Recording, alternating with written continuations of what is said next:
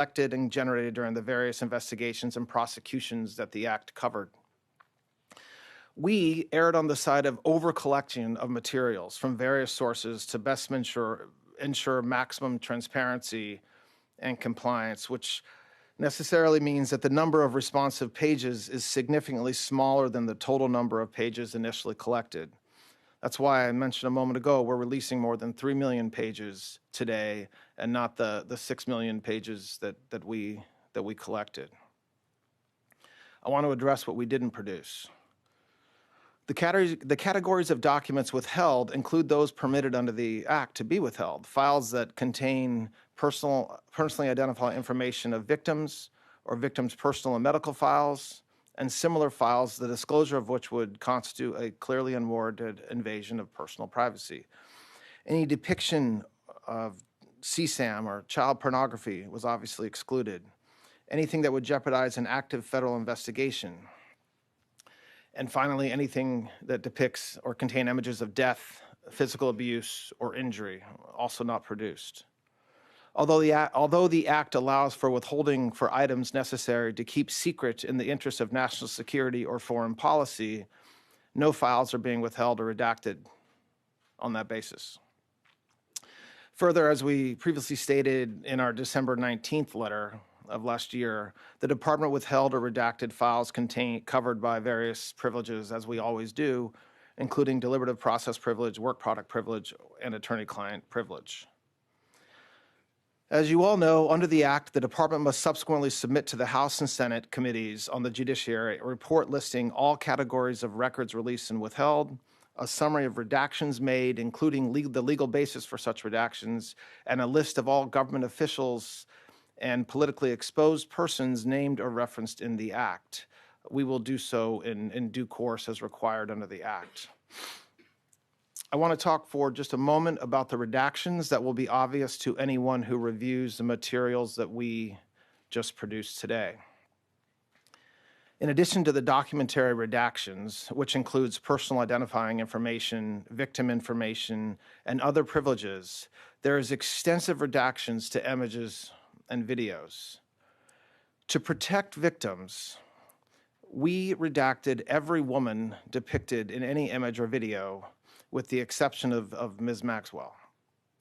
We did not redact images of any men, unless it was impossible to redact the woman without also redacting the man.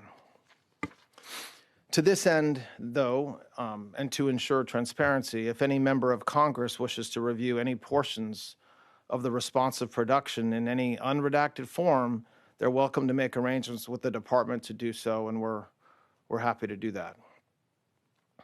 I want to talk for a minute about something that is important. Every single day of the year, the Department of Justice investigates and prosecutes those who abuse and traffic young women and children. Just last year, the FBI located over 2,700 victims of child exploitation. The Department of Justice found and terminated 3.8 million dark web pedophile accounts. In August, we charged 11 defendants for extensive sex trafficking in Los Angeles of illegal immigrants and underage women.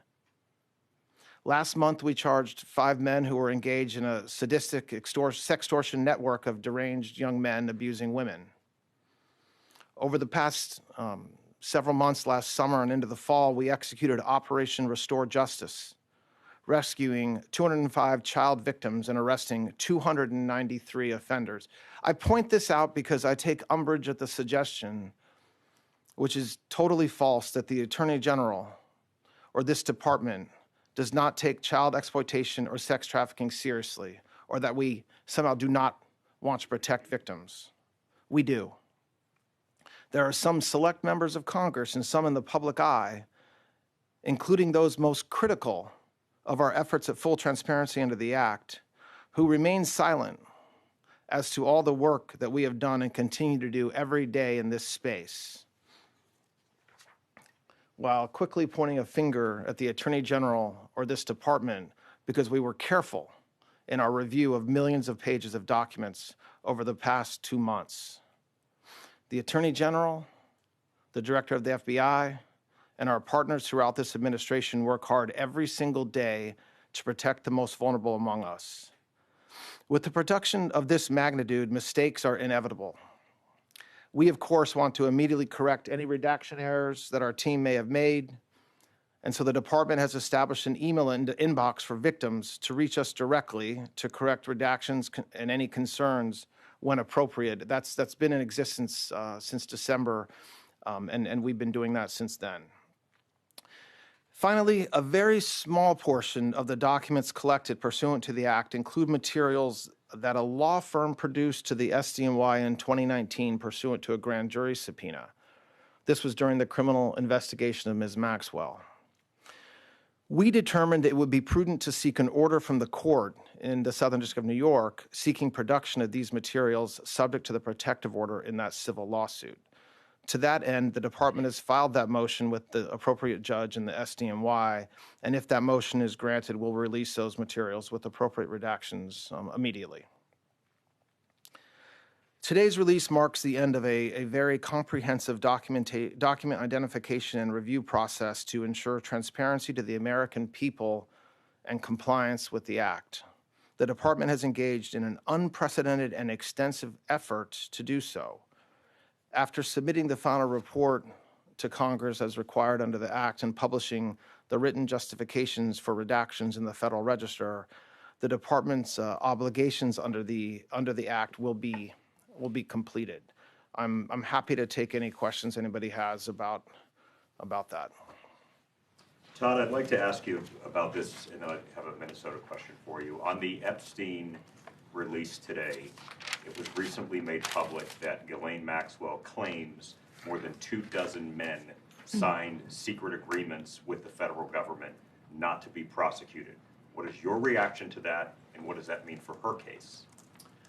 I read an article that described, I wasn't aware that it was actual men that she's claiming. I thought it was accomplices, which I'm not sure if that's a reference to some of the financial institutions or other individuals that. 25. So yes, I don't have a reaction to her filing. I can tell you that we reviewed, as I just described, every single piece of paper that we have associated with these investigations, Mr. Epstein and Ms. Maxwell, and to the extent that such arrangements exist, I'm not aware of them.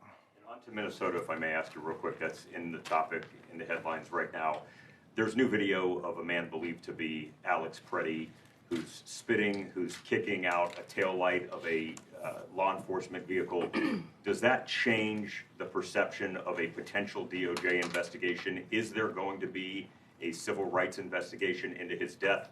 Where does that land now that video's out? Then I have a quick follow-up on that. I don't think a single video should change any perception the Department of Justice may or may not have about that tragic occurrence last Saturday. We've said repeatedly over the past week that, of course, this is something that we're investigating, and we are. That's what we would always do in circumstances like this. And so there's an investigation that's ongoing, which I'm not going to talk about. But just look, the problem is an initial reaction to a particular video, one or another. You're talking about one that happened apparently some days ahead of last Saturday. It's an investigation. So an investigation necessarily means just that. It means talking to witnesses. It means looking at documentary evidence, sending subpoenas if you have to. And the Department of Justice Civil Rights Division has the best experts in the world at this. They've been doing it for decades. And so I expect that investigation will proceed with those parameters in mind. Are you looking at a nexus of left-wing groups? This DOJ said that that's something that you guys were concerned about. Are you following money? Are you looking at a potential that all of this may be related somewhere? I mean, yes. Thank you, Mr. Deputy Attorney General. You said in your remarks that you've withheld some documents because of ongoing investigations. I've done this long enough to know you can't comment on ongoing investigations, but can you say a little bit more? Because as you know, the department has been criticized for not bringing charges against more people. Are there still open investigations related to Jeffrey Epstein? So what I was laying out in my comments is the statutory, what the statute talks about what we can withhold and the reasons we can withhold it. I wasn't pointing to any particular, I wasn't trying to be coy or otherwise suggest there's some investigation. As you all know, Jay Clayton in New York is in charge of any potential investigations, and I'm not going to comment beyond that on that. You were referring to Clayton. Excuse me? You were referring to Clayton's investigation. I wasn't referring to anything. I was just saying that Congress, in their wisdom, allowed us to withhold documents if there were ongoing criminal investigations. That's one of the 4 reasons. I wanted to make clear with respect to any national security information that we were not withholding. There's not some tranche of super secret documents about Jeffrey Epstein that we're withholding. We're actually not withholding anything based upon NDI. Deputy Attorney General Branch, thank you for your time. 2 questions for you. Number 1, pushing politics aside and everyone else aside, some of the victims of Epstein have expressed frustration with the entire process. I want to give you the opportunity to speak directly to them. Well, I don't know what you're speaking to. I mean, if there's frustration with, quote, the entire process, same here.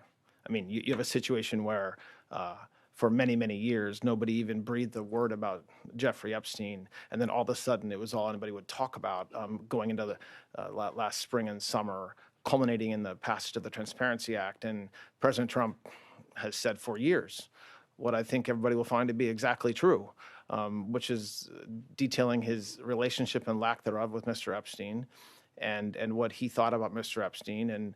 And notwithstanding what the department has been saying for a very long time, we're still where we are today. Listen, victims of Mr. Epstein have gone through unspeakable pain, and there's nobody that should say anything differently. And I to the extent that there's frustration, I understand where that comes from, just from what we know about Mr. Epstein.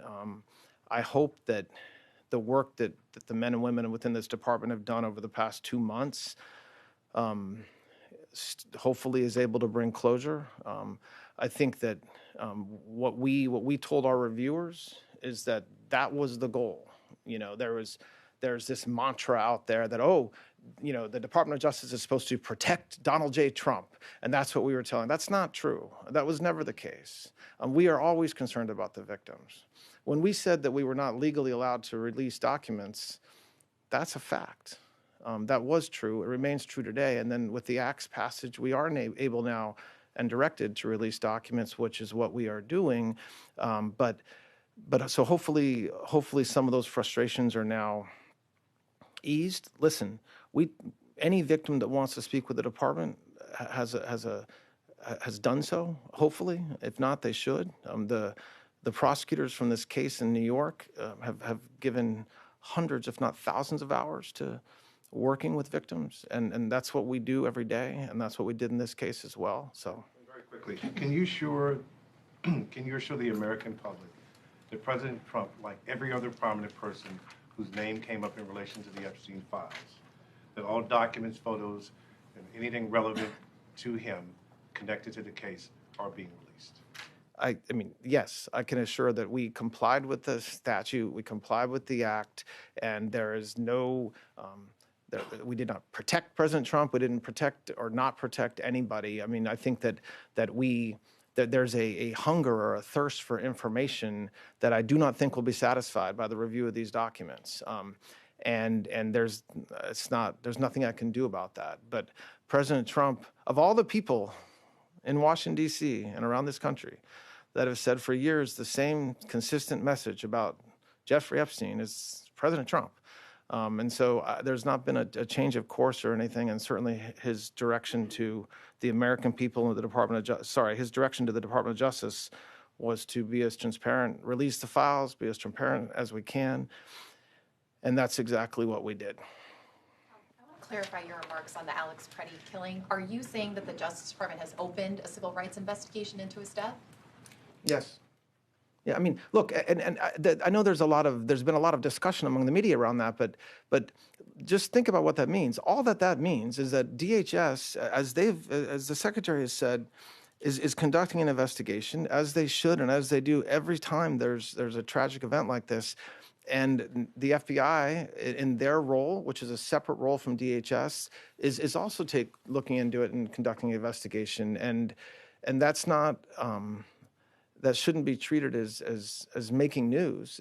We've said that for a week, and it remains as true today as it was last Sunday when I said it. Two questions for you, one on topic and one separate. Speak up a little bit. Yeah, two questions for you, one on topic and one separate. On topic, do you have any information that you could just share, because 3 million documents is a lot for people who are watching this at home? Are there any new names or new people, public people in positions of power who your department found in these filings? I don't have anything to share about what's new or not new, and no, I don't have anything to share about that. And to follow up on that, do you have a reaction to the arrest of Don Lemon overnight? Do I have a reaction to what? To Don Lemon's arrest overnight? Do I have a reaction to it? I don't know what that means. What are you looking for me to do? Jump up and down? No, I don't have a reaction to it. I don't know that the charges are unsealed yet. So no, I can't. I'm not going to comment on that. Thank you. You said this is the end of the Epstein, of your review of the Epstein files. So just to clarify, is the public going to learn the identities of the men who abused the girls with the information that you're releasing? And if not, why not? And then I have a quick follow-up. I mean, you just baked in an assumption into your question that I have never said and I don't know to be true. Is the public going to learn about men that abuse these girls? Like, what does that mean? I mean, I don't understand what that means. Well, I mean, they're the men who abused the young women through Epstein's, Look, we said in July, and it remains as true today as it was in July. If we had information, we meaning the Department of Justice, about men who abused women, we would prosecute them, right? We talked about the work that we're doing. That's why I said that. I said this earlier. There's this built-in assumption that somehow there's this hidden tranche of information of men that we know about that we're covering up or that we're choosing not to prosecute. That is not the case. I don't know whether there are men out there that abuse these women. If we learn about information and evidence that allows us to prosecute them, you better believe we will. But I don't think that the public or you all are going to uncover men within the Epstein files that abuse women, unfortunately. Okay, then just to follow up, on the investigation into Federal Chairman Jerome Powell, is the Justice Department, what's the status of that investigation? Now that President Trump has nominated a new Fed chair, is the Justice Department looking to bring a close to the investigation into Chairman Powell as soon as possible? I don't have a comment on that, on the subpoenas that were issued. I don't think the timing of President Trump's decision to nominate somebody is a controlling factor in any investigation. Hi, I just wanted to follow up on Alana's question. So you're saying that the shooting investigation of Alex Preddy is now a civil rights investigation. You're implying that that's always been the case. Can you also say what about the shooting of Renee Good? I mean, why not is that a civil rights investigation? I didn't say it was always the case. I said it's the same thing that we said as of last Sunday, as with respect to last weekend. There are thousands, unfortunately, of law enforcement events every year where somebody is shot. The Civil Rights Division of the Department of Justice does not investigate every one of those shootings. There has to be circumstances or facts, or maybe unknown facts, but certainly circumstances that warrant an investigation. So when I talked about last weekend, and when others have talked about this week, the fact that President Trump has said repeatedly, of course this is something we're going to investigate, that's what I meant about what we're doing. It doesn't mean that every time that there's a federal officer-related shooting, that's something civil rights takes up. It depends on the circumstances. Follow up on that. Can you Go ahead. I know you can't be specific about details of the investigation, but can you kind of just characterize the scope of the Preddy investigation, what kinds of things that they'll be looking for, and who's involved? Well, I mean, it's an investigation, so what do we think we're looking at? We're looking at everything that would shed light on what happened that day and in the days and weeks leading up to what happened. And that's like any investigation that the Department of Justice and the FBI does every day. It means we're looking at videos, talking to witnesses, trying to understand what happened. I mean, you're talking about an incredibly tragic morning, and then trying to unwind and investigate that it takes a lot of time. I'm not going to prejudice what they're doing or not doing by laying any markers, but I expect that the folks that are doing this are the most experienced in this space and are doing that. Yeah, so to follow up on that, how would a civil rights investigation work with DHS taking the lead, which is what was said over the weekend? And are prosecutors in Minnesota, I mean, who is involved in this? We know that there's a lot of frustration within the department, both in Minnesota and the Civil Rights Division, that they feel they are not being brought in and they are the experts here. So just to follow up, how would this work with DHS taking the lead, and who is from DOJ involved in this investigation? I don't think that, look, I think anytime every single federal agency, including DHS, has a process that they use when there's something like this that happens, an internal review, investigation, however you want to call it. That's what DHS was doing, as they do every single time something like this happened. There was nothing unique to these facts. There might have been outsized focus on it because of what happened, but DHS was doing an investigation. I don't know that will stop. I don't expect that investigation to stop because we're investigating, and of course we're coordinating with them. We're not working against them, but there's I suppose potentially separate goals or potential goals in the two investigations. I mean, DHS is conducting an investigation, and then the FBI conducts an investigation. It's not as if one goes one way and one goes the other, but they are their own investigations. Very clearly said on Sunday that HSI is leading the investigation, and he did not want to overstep and say anything. Was that not true anymore, or was that true at the time? I don't think it's fair to say whether it's true anymore, okay? And I don't think it's also, I don't want to say who's lead or not lead. I don't even really know what that means in the course of an investigation. The FBI is investigating. They are for sure coordinating with Secretary Noem and her folks as well. And I expect DHS is also continuing their investigation to some extent. And there's outside folks on this. This happens, like I said, thousands of times a year. And it is tragic every single time it happens. And it's tragic this time like it's tragic every other time. And so there is a process that has to be allowed to play out internally with these law enforcement organizations and certainly with the FBI as well to allow this investigation to go on.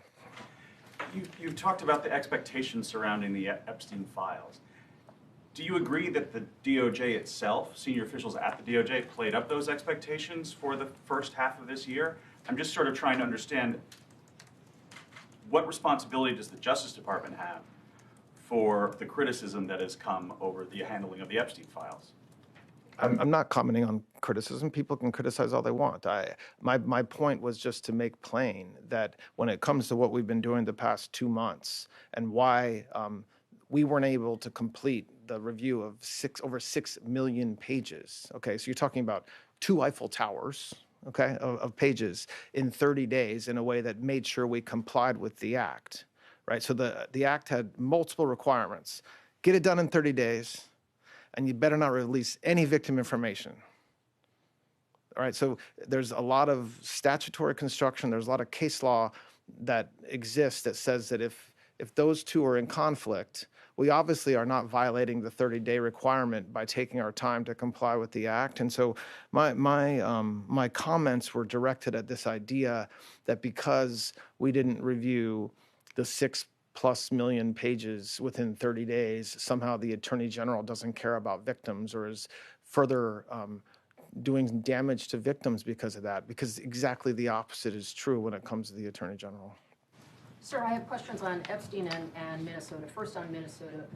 For transparency, would you commit to releasing the body cam video from federal officers that was involved in that shooting and their names at a point when the investigation can allow that? Will you make that public? And I did not hear clarity on whether Renee Good's case is also in the civil rights realm. I'm not committing to anything with respect to that investigation that would be completely unfair to the investigation itself for me to stand here and commit to something for any reason. It depends. It depends on what happens with the investigation, and that's a decision that was made by the folks that are working the investigation. As it relates to Ms. Good, I don't, like I said before, there's investigations that happen all the time with respect to shootings like what happened last Saturday, and cases are handled differently by this department depending on the circumstances. On Epstein, sir, if I may just ask one on that, please. You mentioned a letter to Congress. How and to whom did you notify the White House about the production that you're announcing today before you came out and spoke to us? How did I do what? Notify the White House. What was your interface with the White House? You said there's a letter to Congress. Who did you update at the White House about this? Well, I don't know. I don't really understand the question. You mean who did I update? Did you provide them an explanation of what today's release would be? Look, my team has certain communications with the White House. Let me just be clear. They had nothing to do with this review. They had no oversight over this review. They did not tell this department how to do our review, what to look for, what to redact, what to not redact. They absolutely knew that I was doing this press conference today and that we were releasing the materials today. But there's no oversight by the White House into the process that we've undertaken over the past 60 days. I wanted to ask a question about the evidence in the Alex Preddy investigation. Early on, our reporting showed that the only type of evidence that the FBI initially had in its possession that it was processing for ballistics and DNA, et cetera, was Preddy's firearm. It did not have the two firearms that were used to shoot Preddy. Those were in the hands of HSI, and also there were concerns about chain of custody, things not being properly bagged and tagged, et cetera. Where are the guns now? Are they in the FBI's possession and being reviewed at one of their labs? And who has the phone that Preddy was using and filming? And is that going to be reviewed by the FBI? I don't know. I don't have an answer to those questions. Look, I think that Secretary Noem is been clear with the American people, but also with the Department of Justice that we're doing this together. We're coordinating, and so I'm not following in the weeds about who actually has possession of the firearms that were discharged. Wouldn't that be something the FBI would need in order to conduct a thorough investigation into a color of? This is obviously a color of law. When I said I didn't know, I wasn't being critical of the question. I was just simply saying I don't know. On the Fulton County seizure of ballots. Local officials there, election officials say those materials were set to become public by February 9th and that the Justice Department could have simply asked for them. Why was it necessary to conduct a search warrant? And do you expect the affidavit in that search warrant matter to become public anytime soon? Or do you have any comment or explanation as to why that was necessary? Listen, I'm not going to comment on. It's a criminal investigation.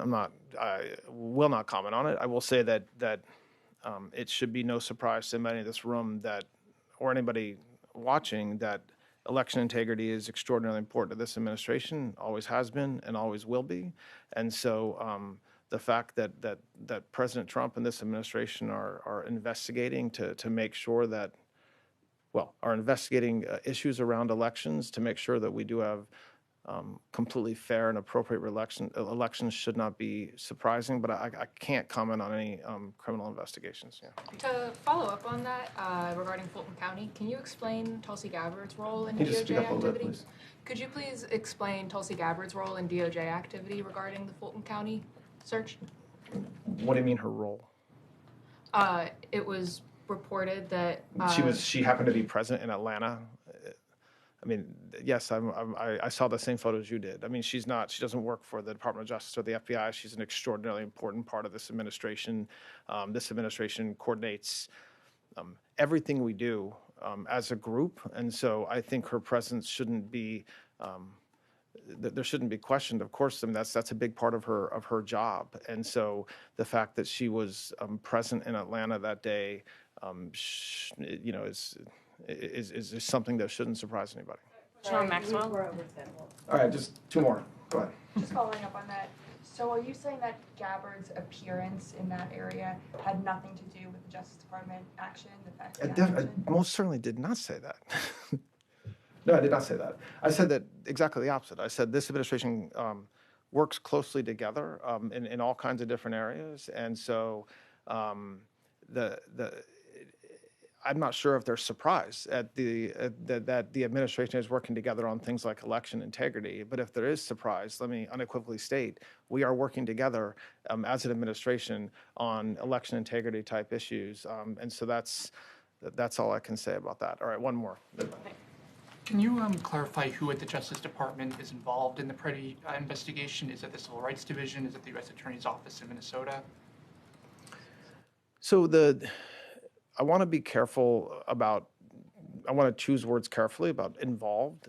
Investigations like this are led by law enforcement, so that's the FBI. There's coordination with the civil rights, with Harmeet Dillon's group, and there's trial attorneys there that have, this is their lives. They've done this for decades. And so to the extent there's questions during an investigation that require a trial attorney to weigh in, or if you need a civil rights attorney to draft a search warrant or help with an investigative process, I expect the Civil Rights Division here at Maine Justice will be part of that effort. But I don't want to overstate what's happening. I don't want the takeaway to be that there's some massive civil rights investigation that's happening. This is what I would describe as a standard investigation by the FBI when there's circumstances like what we saw last Saturday, and that investigation, to the extent it needs to involve lawyers at the Civil Rights Division, it will involve those. All right, thanks a lot, everybody. I appreciate it. Would shooting merit the same kind of investigation?